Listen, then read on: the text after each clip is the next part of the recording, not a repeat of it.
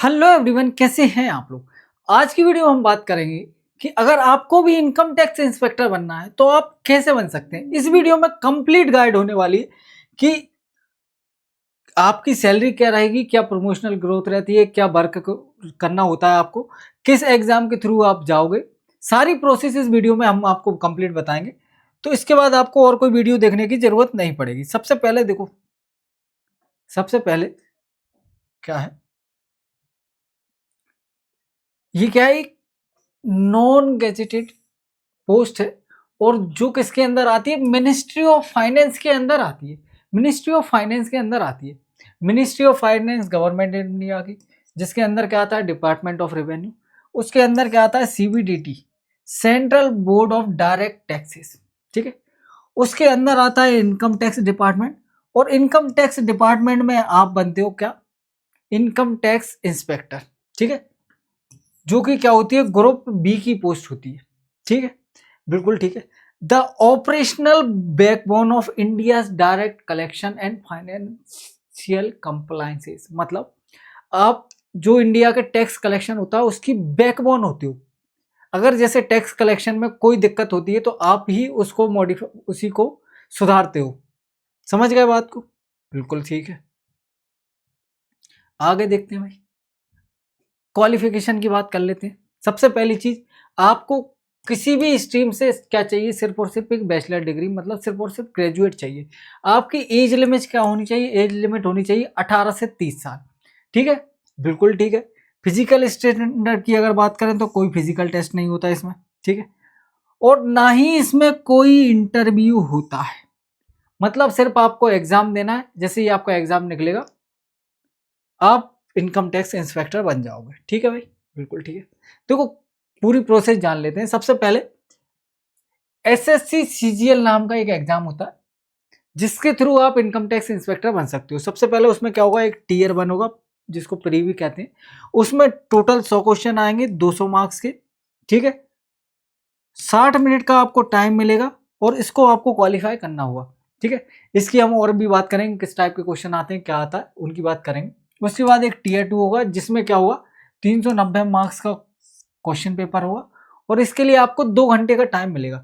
सारा काम इसी से होगा, ये सिर्फ और सिर्फ क्वालिफाइंग है। इसी से आपकी मेरिट और रैंक और जॉब और पोस्टिंग सब इसी से डिसाइड होगी। तो सबसे इंपॉर्टेंट है ये एग्जाम। ठीक है, उसमें के अलावा क्या होता है, कंप्यूटर टेस्ट भी होता है, ये इसी के साथ में हो जाएगा। इसमें आपको 20 क्वेश्चन मिलेंगे और इसको क्वालिफाई करना मैंडेटरी है। अगर आप इसको क्वालिफाई नहीं करेंगे, इसमें आपके अगर 390 में से 390 नंबर भी आए और ये क्वालिफाई नहीं कर पाए तो आप बाहर। समझ गए बात को, तो इसको क्वालिफाई करना जरूरी है। उसके बाद क्या है, उसके बाद है टाइपिंग टेस्ट। टाइपिंग टेस्ट भी क्वालिफाई करना जरूरी है, अगर इसको क्वालिफाई नहीं कर पाए तो भी बाहर हो जाओगे। ठीक है, उसके अलावा लास्ट में आता है डॉक्यूमेंट वेरिफिकेशन, फाइनल। ठीक है भाई, बिल्कुल ठीक है। अब बात करें हम तो देखो, टीयर 2 की बात करते हैं। टोटल 390 मार्क्स का होता है। अच्छा, इससे पहले मैं आपको टीयर 1 के बारे में बता दूं। टीयर 1 में क्या होता है, टीयर 1 में हर सब्जेक्ट के 25 क्वेश्चन आएंगे और एक क्वेश्चन होगा कितने मार्क्स का, 2 मार्क्स का, टोटल 50 नंबर का। ठीक है, 4 सब्जेक्ट हैं, मैथ्स, रीजनिंग, जीके और इंग्लिश। ये 4 सब्जेक्ट, 25-25 क्वेश्चन, 200 मार्क्स से। और अभी एक से और चीज आ गई, या इसमें आ गया सेक्शनल टाइमिंग। सेक्शनल टाइमिंग मतलब हर सेक्शन के लिए आपको 15 मिनट मिलेंगे।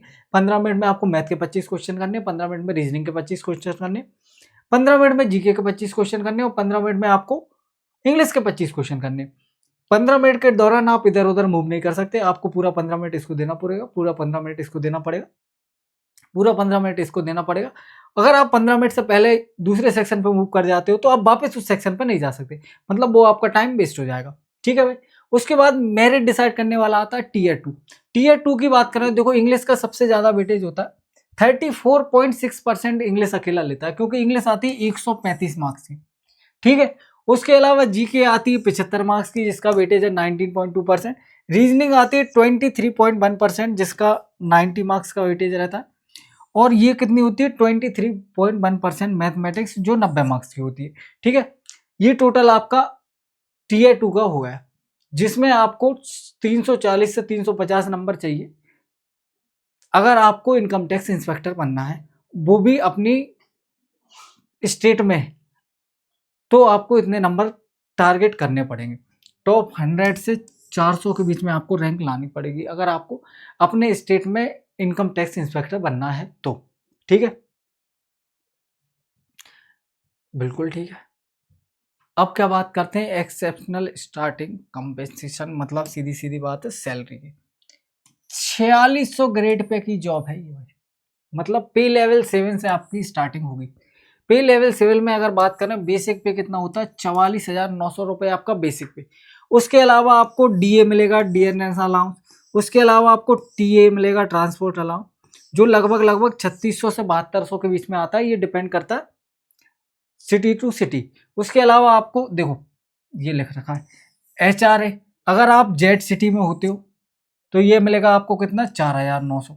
ठीक है, अगर आप बाय सिटी में होते हो तो आपको 20% HRA मिलेगा, और अगर आप एक्स सिटी में होते तो आपको HRA मिलेगा 30%, जो कि क्या होगा, लगभग लगभग 15,000 रुपये। ये किसका मिलता है, बेसिक पे का। बेसिक पे का 10%, बेसिक पे का 20%, बेसिक पे का 30%। मतलब अगर आप एक्स सिटी में हो तो आपकी सैलरी 85,000 होगी, अगर आप बाय सिटी में हो तो आपकी सैलरी 90,000 होगी, अगर आप, सॉरी ये जेड ये बाय, अगर एक्स सिटी में हो तो आपकी सैलरी लगभग लगभग 95,000 रुपये होगी।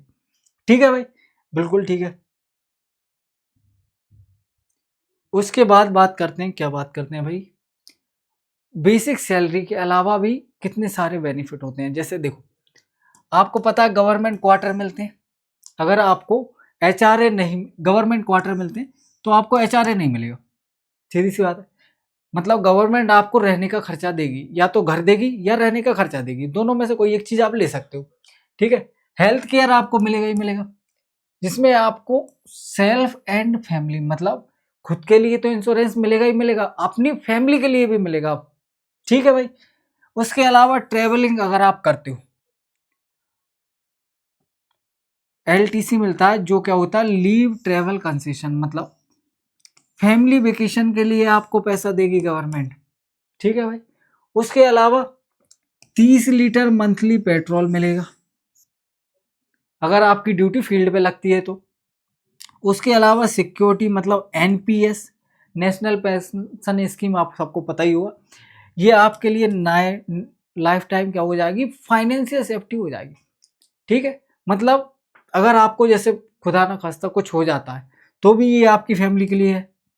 और अगर आप बाद में रिटायर होते हो तो रिटायरमेंट के बाद आपको एक फिक्स सैलरी आती रहेगी। ठीक है। उसके अलावा Diwali bonus, mobile bill reimbursement, ये सब तो छोटी मोटी बात है, ये भी आपको मिलेगी ही मिलेगी। ठीक है भाई। उसके बाद बात करते हैं क्या, कि ये दो टाइप की जॉब होती है, एक तो डेस्क जॉब भी होती है और एक फील्ड जॉब भी होती है। ठीक है, अगर आप देखो, ये क्या होता है, डिपेंड करता है कि आपको डेस्क जॉब करनी है, फील्ड जॉब करनी है। ज़्यादातर आपकी डेस्क जॉब होगी, लेकिन कभी कभी आपको फील्ड पे भी जाना पड़ेगा। दोनों काम इसमें चलते हैं। सबसे पहले अगर डेस्क जॉब है तो मंडे टू फ्राइडे का काम है, वीकेंड का ऑफ रहता है। ठीक है, क्या करना है आपको, टैक्स असेसमेंट, मतलब टैक्स की वही देख चेक करना है, और ITR का वेरिफिकेशन करना है कि लोगों ने जो ITR भरी है वो सही है कि नहीं है। ठीक है। उसके अलावा क्या करना है, सॉफ्टवेयर डाटा में एनालिसिस वगैरह करना है, सिंपल सी चीज़ है। और लीगल समन वगैरह इशू करने हैं थोड़े बहुत, जैसे किसी ने गड़बड़ कर रखी है तो उसके लिए लीगल समन भेज दिया, लीगल नोटिस भेज दिया। ठीक है। अगर आप देखो फील्ड जॉब में जाते हो तो आपको क्या करना पड़ेगा, इरेगुलर होगा एक तो, क्योंकि अगर ऑफिस में हो तो 9 to 5 फिक्स है। अब फील्ड में आप जाते हो, देखा होगा आपने, रेड मूवी पड़ती है, रेड जहाँ पड़ती है, रेड मूवी में वो 3 घंटे तक, 3 घंटे नहीं, 3 दिन तक उसी घर के अंदर रहते हैं। मतलब हाईली डिमांडिंग आवर्स लग सकते हैं, मतलब कितना भी इरेगुलर इसमें हो सकता है। ठीक है। सेक्शन 133A के थ्रू आपको क्या करना होगा, बिजनेस सर्वे करना होगा। उसके अलावा क्या करना होगा, डीप फाइनेंशियल इंटेलिजेंस गैदर करनी होगी, और physical search, asset seize and raid assistant. ये वही है कि अगर आप रेड करने जा रहे हो तो आपको फिजिकली सर्च करना पड़ेगा एक एक चीज, जैसे देखा नहीं आपने, वो दीवार खोद देते हैं, गद्दे वद्दे सब फाड़ देते हैं कुछ सर्च करने के लिए। ठीक है, और जो भी एसेट मिलता है उसको सीज कर देते हैं। ठीक है, बिल्कुल ठीक भाई। आगे देखो क्या है भाई, पावर ऑफ इन्फॉर्मेंस एंड फाइनेंशियल कंप्लायंसेस, पावर की बात करते हैं। देखो भाई, सबसे पहले तो फाइनेंशियल ट्रैकिंग करोगे आप, उसके अलावा लीगल समन भेजोगे, सर्च एंड सीज करोगे, और क्या करोगे, अरेस्ट कर सकते हो, आपके पास अरेस्ट करने की भी अथॉरिटी है। ठीक है, आप एक काम करना, अगर आप इनकम टैक्स इंस्पेक्टर बनने वाले हो तो एक बार रेड मूवी देख लेना, उससे क्या होगा, आपको आइडिया लग जाएगा और थोड़ा सा मोटिवेट फील करोगे। ठीक है, बिल्कुल ठीक है। इसमें देखो, पैन इंडिया में कहीं भी आपको ट्रांसपोर्ट किया जा सकता है।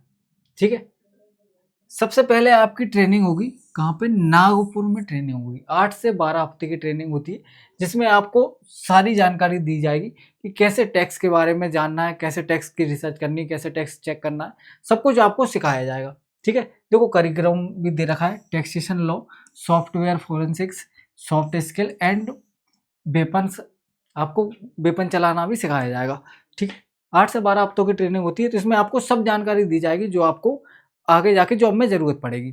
ठीक है, उसके अलावा क्या होगा, ज्योग्राफिकल रियलिटी की बात करें तो देखो, इंटरचेंज करना जोनल को और ट्रांसफ़र 100% मेन है, मतलब आपको एक बार जहाँ डाल दिया आप वहीं के होके रह जाओगे, फिर आपका ट्रांसफ़र होना लगभग लगभग नामुमकिन है।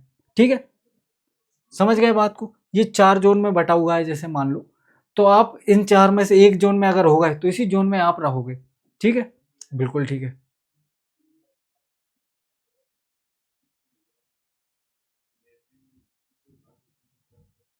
आगे बात करते हैं क्या, स्ट्रक्चर। देखो सबसे पहले इसको देखते हैं। आप क्या होगे, स्टार्टिंग करोगे कहाँ से, इनकम टैक्स इंस्पेक्टर से, उसके बाद 8 से 10 साल में आप क्या बन जाओगे, आईटीओ, इनकम टैक्स ऑफिसर बन जाओगे। ये क्या हो जाएगी, गैजेटेड पोस्ट हो जाएगी। ये अभी यहाँ पे क्या है, नॉन गैजेटेड पोस्ट है। उसके बाद आप गैजेटेड पोस्ट पर बन जाओगे।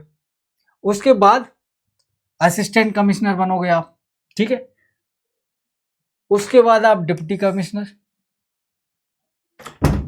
और उसके बाद आप क्या बनोगे, जॉइंट कमिश्नर बनोगे। ठीक है भाई, बिल्कुल ठीक है। सबसे अच्छी चीज क्या है, हाई सोशल रिस्पेक्ट मिलेगी आपको। क्या मिलेगा आपको, सोशल रिस्पेक्ट हाई मिलेगी, लेकिन आपको ऑपरेशनल स्ट्रेस लेना पड़ेगा थोड़ा सा। देखो सबसे पहले हम बात करते हैं इसकी अच्छाइयों की, फिर थोड़े से बात करेंगे चैलेंजेस की। सबसे पहली चीज़ क्या है, वर्क लाइफ बैलेंस होती है। अगर आप डेस्क पोस्टिंग होती हो तो इसमें वर्क लाइफ बैलेंस है, बिल्कुल 9 से 5 की जॉब है, काम करना है, घर आ जाना, कोई दिक्कत नहीं है। ठीक है, सेफ एनवायरनमेंट है, फीमेल कैंडिडेट के लिए भी अच्छा एनवायरनमेंट है, कोई दिक्कत वाली बात नहीं। और जहाँ भी आपकी पोस्टिंग होगी वहाँ आपको अच्छा एनवायरनमेंट ही मिलेगा।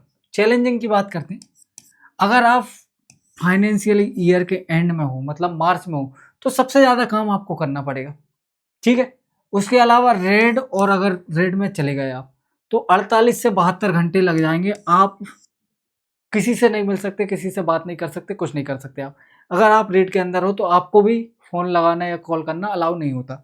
ठीक है, इसके अलावा highly political and cooperative pressure, देखा होगा आपने, अगर किसी रईस आदमी या किसी पॉलिटिकल वाले के यहाँ आपने रेड करी तो आपके ऊपर बहुत सारा प्रेशर रहता है कि भाई, समझ रहे हो आप, मैं ज़्यादा कुछ कह नहीं सकता यहाँ पे। उसके अलावा इसके कुछ प्रोज हैं और कुछ कॉन्स हैं, इनके बारे में भी बात कर लेते हैं। देखो सबसे पहली चीज़ तो क्या है, सोशल रिस्पेक्ट आपको बहुत अच्छी मिलेगी। ठीक है, स्टार्टिंग सैलरी आपकी लगभग लगभग 95,000 है मेट्रोज में, तो एक्सीलेंट पर्क है, कोई दिक्कत वाली बात नहीं। वर्क में थोड़ी सी वैरायटी रहती है, कभी आपको फील्ड का काम दे दिया जाएगा, कभी आपको डेस्क जॉब दी जाएगी, मतलब आप बोर नहीं होगे। आपको जैसे फील्ड पे जाना है, फील्ड पे जाते जाते बोर हो गए तो आप क्या कर जाओगे कि यार कुछ दिन डेस्क जॉब कर लेते हैं। ठीक है, उसके अलावा 100% आपकी जॉब सिक्योर रहेगी अंडर द सेंट्रल गवर्नमेंट। ये सेंट्रल गवर्नमेंट की जॉब है तो इसके 100% सिक्योरिटी है आपकी। ठीक है, सबसे बड़ा और सबसे इम्पोर्टेंट कौन इसका, इस चीज़ के बारे में आप जब भी करो, जब भी आप पोस्ट प्रेफरेंस डालो तो उस चीज़ के बारे में ध्यान रखना कि अगर आप एक जगह फंस गए, एक जगह फंस गए तो आपका ट्रांसफ़र नामुमकिन है। ट्रांसफर आपका नामुमकिन ही मान के चलना, ठीक है। इसमें थोड़ा सा क्या है, प्रमोशन भी स्लो है। आपने देखा 8 से 10 साल के बाद आप आईटीओ बनोगे, ठीक है। अगर मैं बात करूं सीएसएस में, तो इससे थोड़ा सा फास्ट प्रमोशन होता है, 5 से 7 साल में ही आपका प्रमोशन हो जाता है, ठीक है। और प्रेशर थोड़ा सा ज्यादा रहता है, ठीक है, क्योंकि आप कॉर्पोरेट सर्कल से डायरेक्ट डील करते हो, तो आपके ऊपर प्रेशर रहता है, ठीक है। कुछ इसकी बातें कर लेते हैं, जैसे सैलरी और पर्क की बात करें तो इसको मिलेंगे 5 में से 5 स्टार, ठीक है। पावर रिस्पेक्ट के लिए इसमें 5 में से 5 स्टार। वर्क लाइफ बैलेंस के लिए 5 में से 4 स्टार, मतलब कभी कभी थोड़ा सा हेडेक होता है, बाकी सही रहता है। और प्रमोशनल स्पीड क्या है, 3 स्टार के बराबर। अगर मैं बात करूं आइडियल कैंडिडेट, मतलब आपके अंदर क्या क्या होना चाहिए अगर आप इनकम टैक्स इंस्पेक्टर बनना चाह रहे हो, तो सबसे पहले देखो, strong analytical and mathematical state, मतलब आपकी मैथ्स थोड़ी सी स्ट्रॉन्ग होनी चाहिए। उसके अलावा an ethical investigation orientation mindset, मतलब ऐसा नहीं है कि कहीं आप रेड में गए, उसमें पैसा मिला, उसने बोला कुछ ले दे के बात खत्म करो और आपने ले लिया, ऐसा नहीं होना चाहिए, ठीक है, बिल्कुल ठीक है। उसके अलावा adaptable to building a life in a new city due to transfer. अगर आप किसी नई सिटी में जाते हो तो आपको बार बार वो एडॉप्ट करना आना चाहिए, कि यहाँ से आपका मान लो यहाँ ट्रांसफ़र कर दिया, कहीं और ट्रांसफ़र कर दिया, ठीक है। तो आप क्या होने चाहिए, एडॉप्ट होने चाहिए। देखो स्टेट का ट्रांसफ़र तो नहीं होगा, जैसे स्टेट में हो उसी स्टेट में रहोगे, लेकिन सिटी टू सिटी ट्रांसफ़र तो होता ही रहता है। आपने देखा ही होगा, जैसे किसी नेता को आप परेशान कर रहा है, उसने कहा एक फ़ोन लगा के ट्रांसफ़र करवा दूंगा तेरा, तो वो वाली बात है, ठीक है। उसके अलावा जब आपके ऊपर हाई प्रेशर हो तो आप क्या करो, उसको हैंडल कर सको, इस चीज की आपके अंदर क्या होनी चाहिए, कैपेबिलिटी होनी चाहिए, ठीक है भाई, बिल्कुल ठीक है। यहां से आपकी जर्नी स्टार्ट होती है, ठीक है। टॉप 100 के लिए आप एम करो, 390 मार्क्स का टीयर 2 है, उसके लिए आप तैयारी करो। क्या करना है आपको, सिलेबस डाउनलोड करना है, मॉक टेस्ट देना है, ठीक है। चैनल को सब्सक्राइब कर लेना, और स्ट्रेटेजी में बताता रहूंगा, और लाइक और शेयर कर देना, ठीक है भाई, बिल्कुल ठीक है, कोई दिक्कत नहीं है इसमें। इसके अलावा चलो तो फिर बाय।